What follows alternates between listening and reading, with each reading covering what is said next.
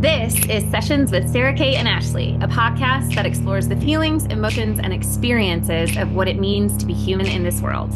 This podcast is intended for educational purposes only and is not meant to replace therapeutic services of any kind. Please refer to the list of references if you need support. And before you dive in, please like, subscribe, comment, share with anyone you think might also connect with today's session. Our goal is to reach as many people as possible, and we are endlessly grateful for your continued support. So, let's get to it. Okay. Hello, everybody, and welcome back to another episode of Sessions with Sara Cate and Ashley. I'm Ashley. I am Sara Cate. This is episode 2 of season 2. We are rolling.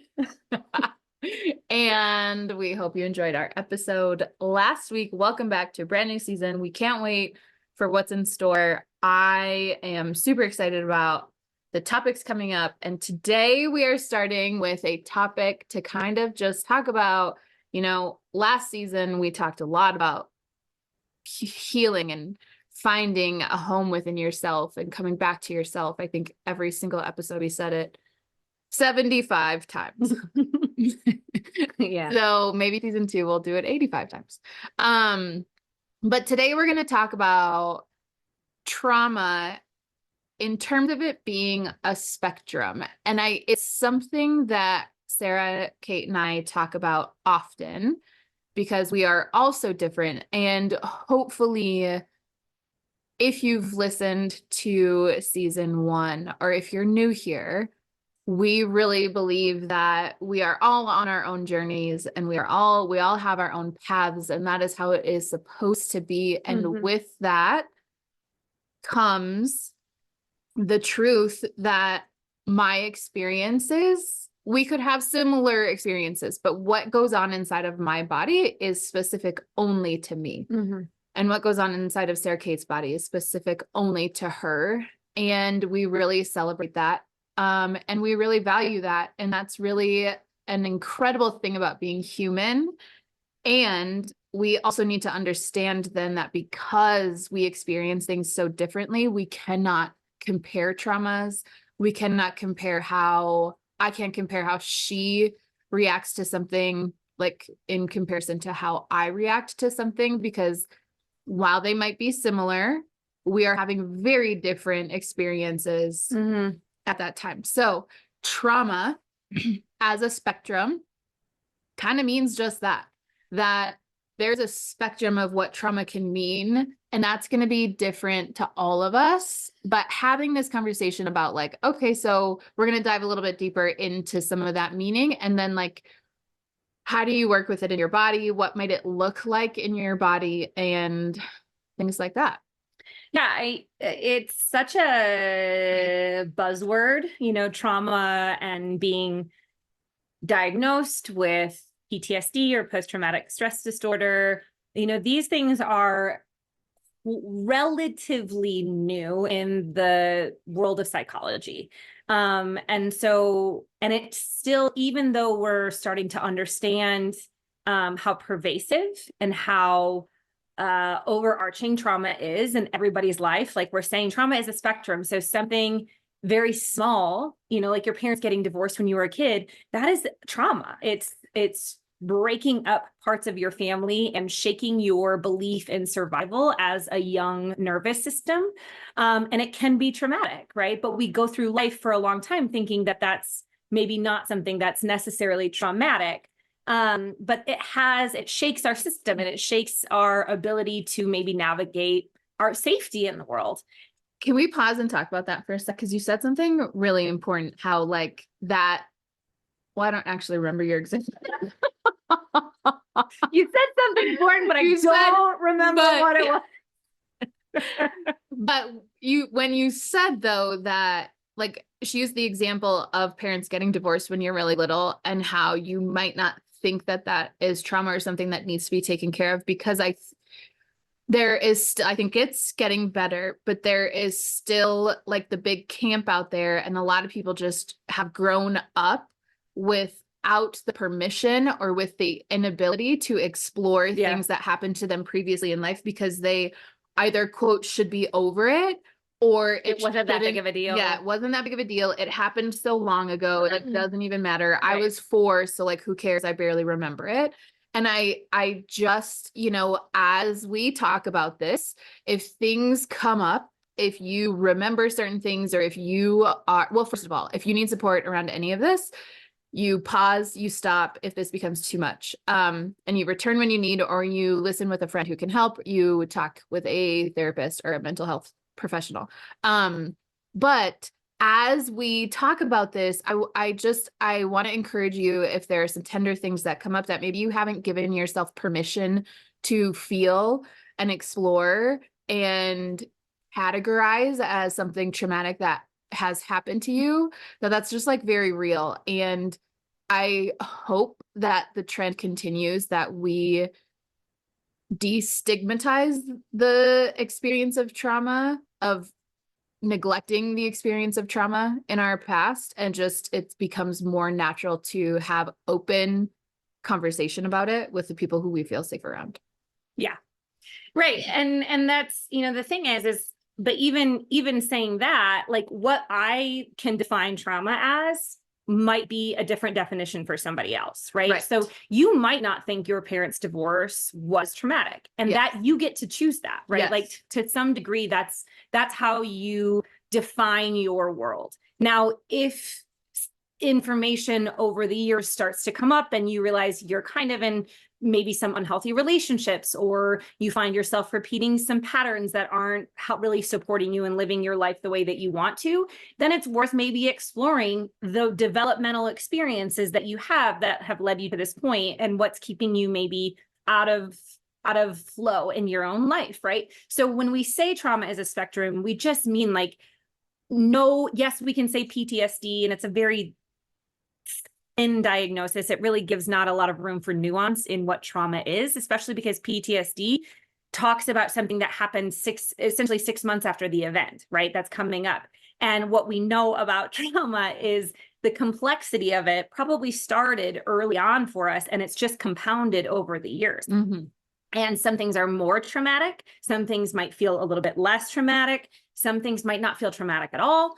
And that's your kind of process, with the support of a mental health professional or your own work, to just explore and discover what that means to you, right? Because I don't believe that we can just fit people in boxes and say, this, what you lived is trauma. I will never, as a therapist, tell my clients directly that was trauma, unless we start to explore it together and then we name it, like, okay, yeah, that probably had some really, really disruptive and intense impacts on your life. And so let's look at that, right? And so, and then that goes, even as Ashley was saying, what she lives, if it looks similar to what I live, for me, my nervous system might not experience that as trauma, or it might experience it as very traumatic, and vice versa. We can't really put people,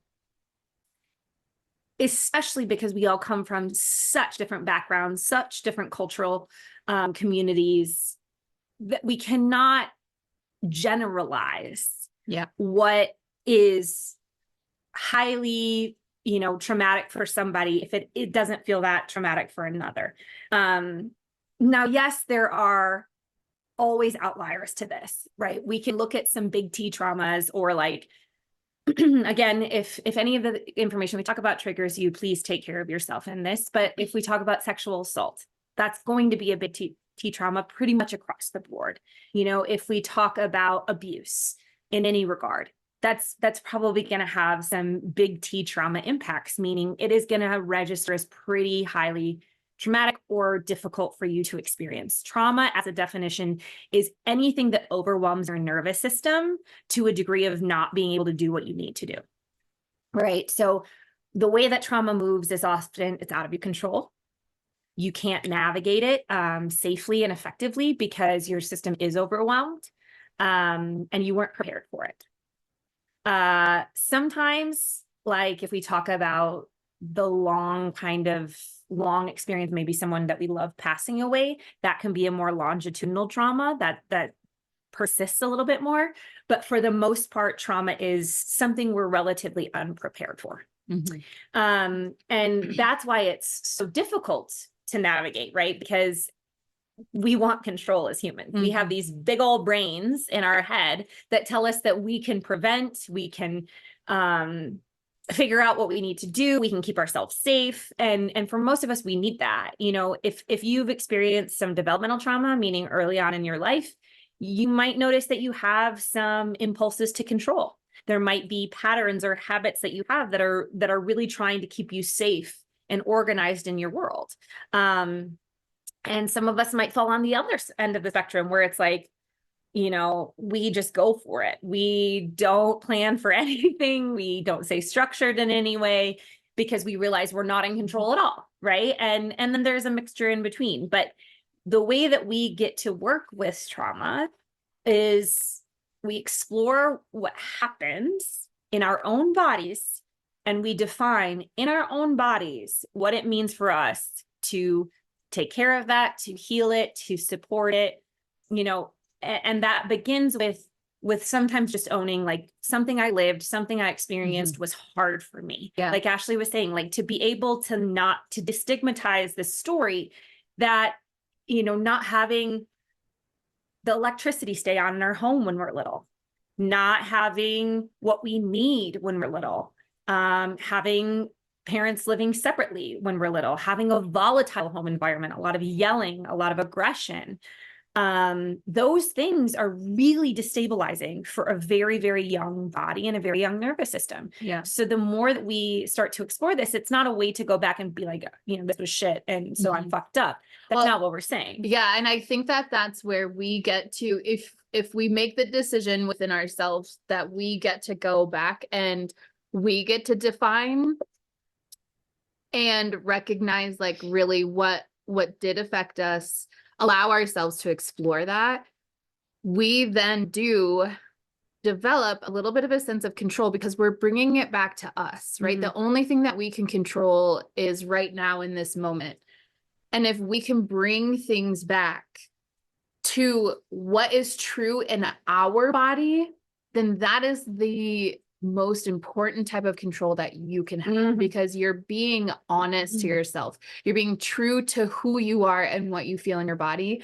That's taking agency over yourself as a whole sovereign being that deserves to feel what you feel, that deserves to heal and move through what you want to heal and move through, and that deserves to have the happiness, the life that you desire.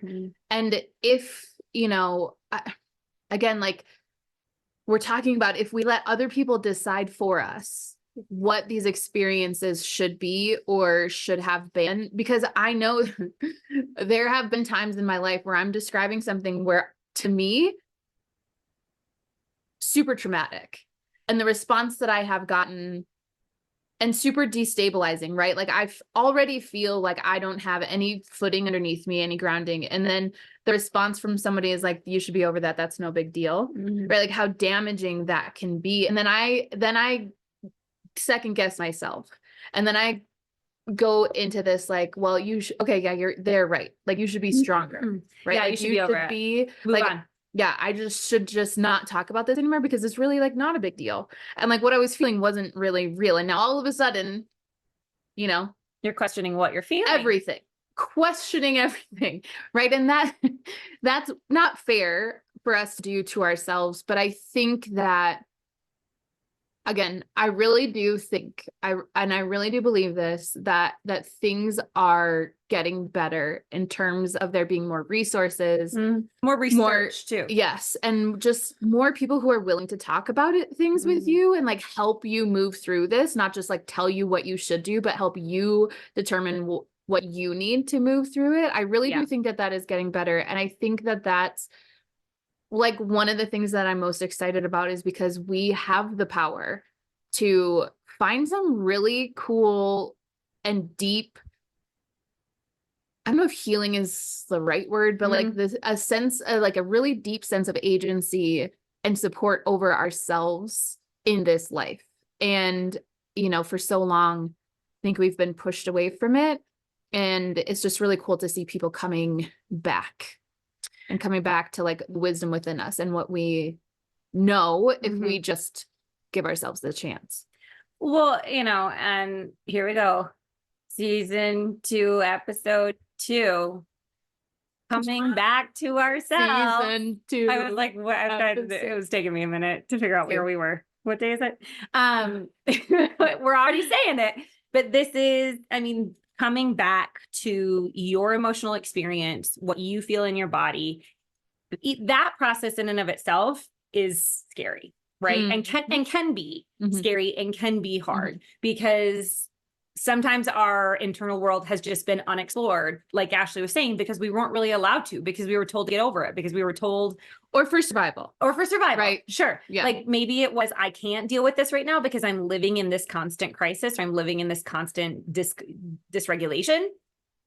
And it might just be, you were told, like, you're fine. This is fine. I'll give you something. We've talked about You're not bleeding, so leave me alone. Yeah. Like we talked about this last season of like, I'll give you something to cry about, right? Yeah. Like you don't actually get to feel your feelings. Yeah. And I was just actually listening to a adolescent, like a teen psychologist talking about this. She has a book. I'll have to link her name in the book, but it was The Emotional Life of Teenagers is her book.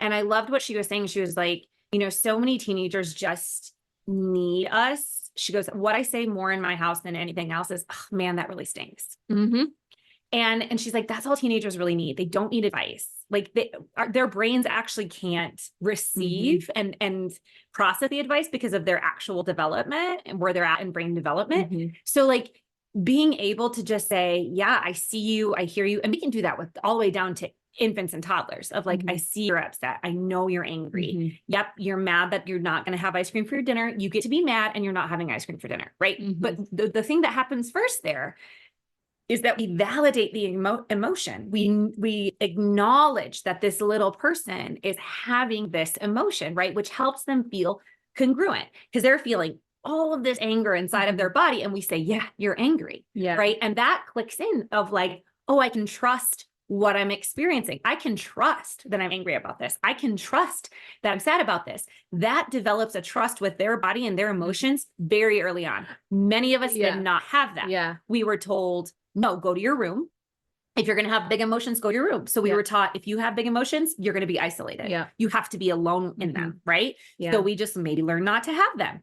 Or we're taught to shut them down. No, absolutely not. You don't get to be angry. Yeah. So nope. Or like, you know, boys don't cry. Boys don't cry. Get over. And, you know, then what happens is we learn these mechanisms, whether it's the hiding or the shaming ourselves or, you know, just feeling like, you know, we're too much, so we can't show these big emotions. If we were never told like, yeah, that really sucks, right?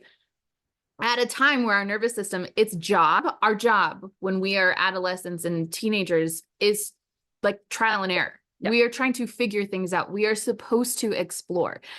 And have supportive. Yes. Like that is what our developmental system is there for at that time. And so then what happens when you become a fully functioning adult in society, if you've never been able to acknowledge that your feelings are real, that you're upset about something, guess what happens? You don't handle things very well. Right? Like any little shift in the path can be a really big sway away from who you are, because we haven't ever been able to then sit with those things that like maybe aren't so comfortable and figure out how we need to feel better about it, right? Like when we are told we can't have ice cream for dinner, the turnaround time on that, our attention span isn't really built, right? So like we move on pretty quick. When we break up with our high school boyfriend, and we're told like, yeah, that really sucks. That is like a very poignant time in our life where we get to decide, how do I feel better when I experience something that I really don't like? What actually can I turn to comfort me, right? How can I explore self-care, whatever that looks like for them at that time, right? Who in my life is a safe person to talk about it? How do my friends respond to me, right? But if we don't get those experiences, now all of a sudden when we're adults, we don't really have a clue of how to do this. Or we don't have the capacity to tolerate it. Right. Like you were saying. Right. Like I heard this other thing that this other child's like, and she was like, our children, if we cannot tolerate emotions from our child, they will not have the capacity to tolerate them either. Yeah. Right. And so like if we cannot, if we cannot handle their temper tantrums, right? Like, no. And do we want a screaming child? Probably not. But like, if we can't stay regulated in the face of that, then our child will not learn that they can actually navigate their emotional experience over time. And so I think a lot of us as adults who potentially didn't have attuned caregivers who could tolerate big emotions in us, right? We now can't tolerate those emotions in ourselves as adults. We can't tolerate discomfort. And this is not, again, this is not a finite, like everybody has this experience, but generally speaking, like if anger was not tolerated in your home, or there was way too much of it, you might not be able to tolerate getting angry with yourself. And so you might shut that mechanism down, or you might avoid conflict, or you might, it might show up in a number of different ways. So starting to recognize, if you're raising young ones in the world, watch their behaviors. What do they have trouble tolerating? What do you have trouble tolerating in their behavior? Where did that come from? Why do you think you have trouble tolerating that? And then learning, as we talk about in this podcast a lot, to notice in your own body, to start to explore what anger feels like in your body, what sadness feels like in your body, what doubt feels like in your body. I recently started working with a new client, and we were kind of talking about it, and she was talking about something that she had gratitude for. And I said, hold on, let's pause right here. Where can you feel that gratitude in your body? And, she looked at me with just like this, like almost shocked expression. She's like, you can feel gratitude in your body. And I was like, oh, this is why I do this work, right? Because so many people, we have had to learn that if we could not tolerate, or we were taught that we were not allowed to have certain feelings, we shut them down on the spectrum. But we don't just get to shut down the uncomfortable ones. We don't get to shut down shame and anger and, grief. We also start to draw the other side of the spectrum: joy, hope, excitement, gratitude. Like our world gets smaller and smaller about what we actually can sense and what we get to experience. So a lot of the times, by the time clients and I start to work together, they've done some degree of therapy. So they know what their triggers are. They know what their developmental trauma is, so on and so forth, but they're not able to feel the spectrum of emotions in the world that they want to. And so this kind of starting to explore what your quote unquote trauma might be is a way to start to get more and more and more familiar with your internal world and to explore your sensations. Now, yes, to some degree, it's done a little bit more safely when you have somebody supporting you and guiding you. So I would absolutely recommend finding, someone, or bringing it maybe even to the person that you're working with now, be it a coach, be it a somatic person, be it a therapist, whatever it is. But start to say, I'm starting to kind of get curious about the sensations in my body, right? PT, Ashley has a background and a history in that. Any really like body-centric professional, would be able to some degree to explore those sensations and help you identify them, and help, because it is hard for us if we've never done it to have the language, the vocabulary, the understanding of what's happening. Yeah. And I want to offer some, because I did not like to do this in the beginning, but I now appreciate, and it's not always comfortable, but I really do look forward to the moments where I get to like sit with my body and go a little bit deeper. Now, the key part of that is that was not like that in the beginning, right? Because it was really uncomfortable and I was really scared and I didn't know. It's one of those things I would just get worried of, like, I don't know what the fuck to do. Like now I feel like shit. And like, now what do you want me to do about it now? Thanks. Sara Cate's picking hair out. It's one of my ticks. I know. Well, I've got like this mange mop on my head that like just leaves hair wherever I go. But Anyways, so, and I want to be very clear that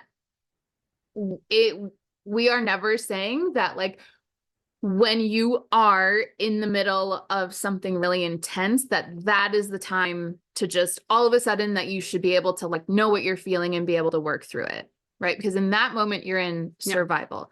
And so I want to offer something that you can start to do now to get yourself used to just sensing what's going on in your body. And you're going to do this not when you're upset, not when you can Triggered. not, you could do it if you feel really happy, as long as that is something that doesn't bother you. Okay. Breathing is like a really good place to start for everything, right? You want to like get stronger in the gym, you got to know how to breathe. You want to like improve your health in general, you got to know how to breathe, right? You want to downregulate your nervous system, you got to know how to breathe. And so breath, I think people talk a lot about breath and people like are always like, you want me to do breath work? Like, yeah, I do. I want you to do breath work, right? Because it can change your entire state. When you are in a neutral state, whatever that looks like for you, we're all going to have a little bit different area, but maybe it's just that you like are sitting down to eat dinner and you have a moment to yourself. Maybe it's when you're sitting at a stoplight. Maybe it's when you first get to work, like before your busy day starts, or maybe it's at the end, or maybe it's at lunch. Like whenever you feel a little less charge in your body, or you just feel kind of like normal, nothing's really happening. That's when you practice your breath work.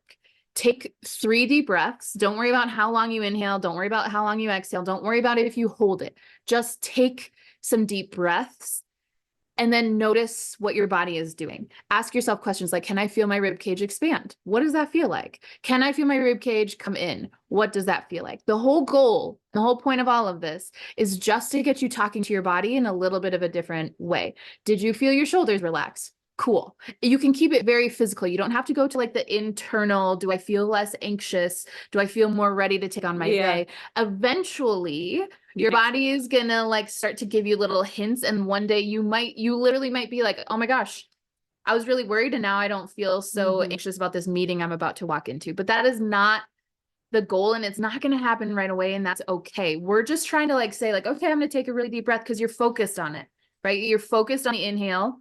Again, don't worry about how long. Don't worry about holding it. People out there will tell you that there's like only one way to breathe. And that really bothers me. But you're just breathing. 3 breaths.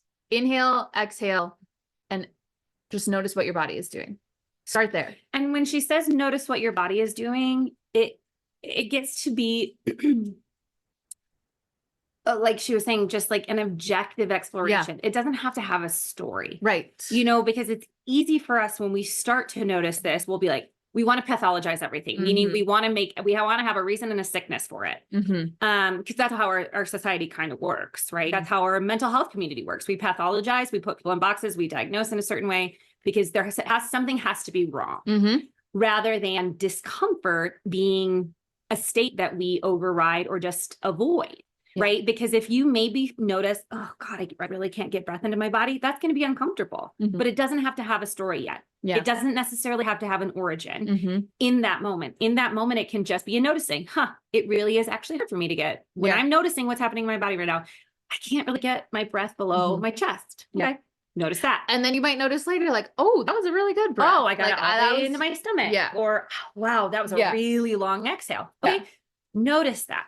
But it really isn't taking it that step further to say, and this is why, right? We're just trying to stay with the subtle nature of our body at the beginning so that it doesn't, because if we go too far too fast, it is going to feel overwhelming. Like if we sit down and are like, all of a sudden we're exploring this idea and concept of trauma being a spectrum and saying, I wonder what in my life maybe was traumatic that I've disregarded or that I haven't really explored.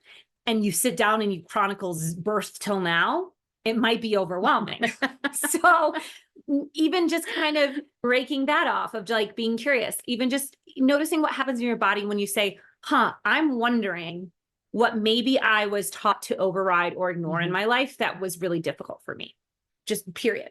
And then I wonder, what do I feel when I think about even exploring that? Do I feel a hesitation? Do I feel a brake pedal? Do I feel like I want to shut this podcast off right now, like whatever it might be. And then you slowly kind of start to evolve that as you build a capacity to be with that discomfort and the difficult things. And again, that can be done a number of ways. But to just begin the conversation and the permission, and a place to start, a really simple application of this is there's this thing called the ACE score. And it's the adverse childhood experiences. It's like, what is the word I'm looking for? It's like a tool that you can use, and you can literally Google ACE, ACE. I'll link, we'll link it in the show notes. But what it does is it shows kind of the ways it's a 10 questions on this assessment. And it just kind of essentially prompts you to say, if you've had a certain amount of these experiences as a child, you likely have experienced a degree of trauma. And sometimes just even that information can be useful, where you just then say, okay, so I've lived some of these experiences. I've had discomfort probably because of them in some way. Or if you have experienced a number of them and you had somebody really supportive in your life, right? Like maybe you started working with a therapist for something else or whatever, right? And you have discovered what you need in your body to like move through things. And you can recognize that these things have happened to you and how you have moved through them and started this journey to not have them be so like hot when they come up, or like if you're in relationship, like if your parents were divorced and you moved through that and you're in a healthy relationship now, you get to then figure out like, oh my gosh, I really did that. And I did it for myself. And now I'm seeing the results of me like moving through these experiences. So it doesn't have to be just like I experienced, so there might be trauma there. It's also might be a really good way to say like, holy crap. Like, yeah, I overcame a lot of this and I'm so proud of myself. Well, and you have survived. Yes. You can sit as an adult and look back at these things and be like, I went through that and I didn't have any tools and I didn't have any resources, and look at how I survived. And if there are things in your life that still aren't working for you, or you don't have the relationship to your body and your world, or you're noticing difficulty in interpersonal dynamics or those kinds of things, then you get to kind of have some traction underneath you to be like, oh, there are reasons. There is information out there telling me that something like this is difficult for a nervous system to experience. So therefore I'm justified in seeking out those resources. Yeah, totally. And because the thing is like some of us were lucky enough to have really healthy adults in our life or healthy support systems, and some of us weren't. And again, this is where we can't generalize trauma. Right. And we can't, and even if you've lived through these things, is essentially what we were saying with the noticing of what's happening in your body, do the same thing. Notice what it feels like to have that acknowledgement of like, hey, yeah, that probably wasn't good for your body. That wasn't good for your brain at that age. Like it sometimes is helpful to feel validated and acknowledged in things that otherwise have gone unmet for you in your life. Right. Like if you just had to survive and you just had to get through the difficulties of your young life, and that's kind of been consistent as you've grown, right? More difficulty, like it is to some degree helpful when we hear, that was hard and that wasn't okay. And then we can do something about it. Right. But it's a really great way just to even create a baseline for yourself. If you've never explored these things and you've never looked at what might be on a spectrum of trauma for you specifically, this is just kind of one of the ways. And standardized assessments are kind of bogus to some degree because they're just way too linear and not nuanced in the realm of experience, right? However, they can create some footholds. Well, it's a tool. And then we go beyond the tool. Yeah. But it's a practical way to kind of start to journey into this. If you have interest, you wouldn't have probably still be listening to this podcast if you didn't have some interest. Because that's what Ashley and I talk about a lot. And Ashley and I are going to bring, I think we should say this again too. We're going to bring our opinions to this. We're going to bring our perspectives. We're going to bring our studies and education to this, and our time with clients and what we've seen, but also what we've experienced in our own bodies, because she and I have done this work as well. And so what we share with you in this podcast is from our perspective. It is our opinion. And so if it resonates, great. If it doesn't, okay. There is probably something else out there for you. There's so many podcasts that you can listen to, and you get to trust that and notice that even that in your body. Do you feel something click in when we're having these conversations, or does it feel like, not this, not now, whatever it might be? Honor that. Because we're all in process. We're all in a different phase of our journey. Some people like the empirical data. Some people like, the Huberman podcast that like give you study after study after study after study. Great. Listen to that. Yeah. I think, whenever I offer an exercise or something for a client to try or practice or, work through, it's always like, it's an option, right? Because me saying like, hey, this might be an exercise that's helpful, or, hey, have you thought of this? Or, hey, have you ever, experienced this? It's an option. And while sometimes it might be helpful for them, oftentimes it's like, oh my gosh, nope. I don't want to do exactly that. However, that made me think of this, right? And so going through, if you're going to use the tool we talked about, the ACE, that might prompt some really good internal discussions, or it might be like, you might read the first one and be like, oh, whoa, now I'm like over here and I'm going to go think about that. I don't even have to read the rest of it, right? So this is all just options. Possibility. Because like we said in the very beginning, we might have similar things happen.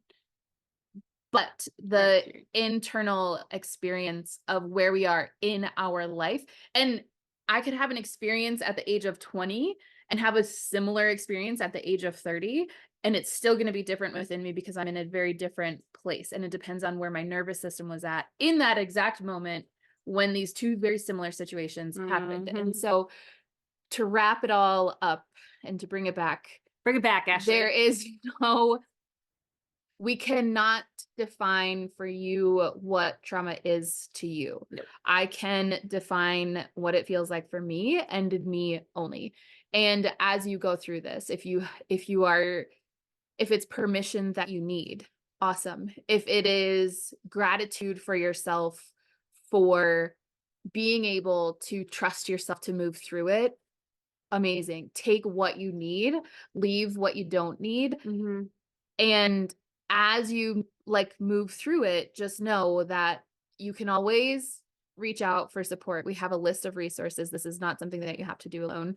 But we just want to provide some things for you to think about, and maybe, it'll help you think of something else that you need. But the main goal is that it's you. It's all you. But there is support if you need it. And we need support sometimes, Sometimes we're good and we can move through things. And sometimes we text our therapist at 12 a.m. from the mountains asking for a session. I really did that. Did I respond? No, you did not. Because I hope you were sleeping. I feel like I responded really quickly. The next morning, I think she was like, "Are you okay?" And I was like, "Wow, what's happening?" Anyways, all that to say, we are so excited if you are still here. We are so excited. If you are new, welcome. We're really excited for this season. If there's anything you have curiosities or questions about or topics you want covered, please do not hesitate to reach out to us. We would love to incorporate, this whole podcast is focused on what it means to be human in this world. And we're trying to bring up and evoke more conversations about that. And so trauma is a part of being human in this world. And, this is why we wanted to jump this season off with kind of laying this base work. So happy exploring. We hope that you join us again next week. Bye.